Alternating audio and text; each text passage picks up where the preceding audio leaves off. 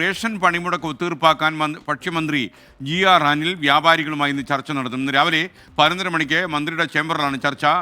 ശ്രീജിത്ത് വിവരങ്ങൾ നൽകും. പറയൂ ശ്രീജിത്ത്, വിശദാംശങ്ങൾ.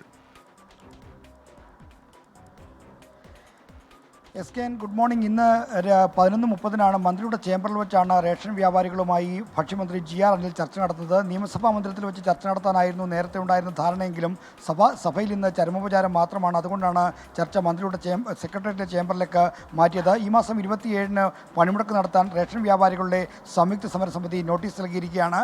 വേതന പരിഷ്കരണം ആവശ്യപ്പെട്ടാണ് റേഷൻ വ്യാപാരികൾ ഈ സമരം പ്രഖ്യാപിച്ചിരിക്കുന്നത്. ഈ സമരത്തിൻ്റെ ഭാഗമായി ആളുകൾക്കുള്ള പൊതുവിതരണം തടസ്സപ്പെടുമെന്ന് സർക്കാർ മനസ്സിലാക്കുന്നു. ഇതിൻ്റെ അടിസ്ഥാനത്തിലാണ് ഇപ്പോൾ റേഷൻ വ്യാപാരികളുടെ ചർച്ച നടത്തുന്നത്. ഇന്ന് ഉച്ചയ്ക്ക് നടക്കുന്ന ചർച്ചയിൽ പ്രശ്നത്തിന് പരിഹാരമുണ്ടാകുമെന്നാണ് പ്രതീക്ഷയെന്ന് GR അനിൽ അല്പം മുമ്പ് സംസാരിക്കുമ്പോൾ നമ്മളോട് പറഞ്ഞു. എന്തായാലും ഉച്ചയ്ക്ക് ശേഷം മന്ത്രി മാധ്യമങ്ങളെ കാണുകയും ചെയ്യും.